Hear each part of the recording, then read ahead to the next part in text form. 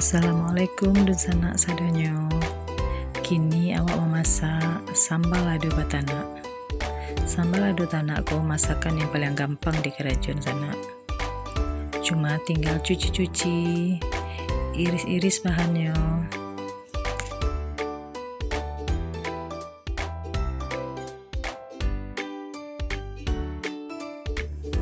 Masukkan santan.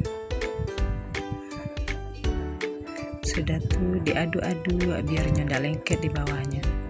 Soalnya kalau lengket beku gosong ndak lama di sana. Jadi sesekali memang harus diaduk-aduk juga.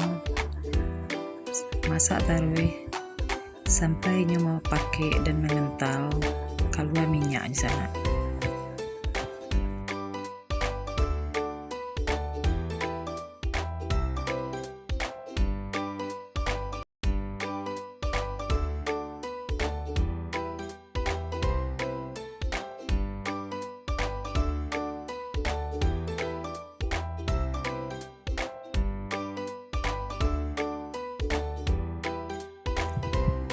Allah masak sambal lado tanak awak sana. Makan wak lai.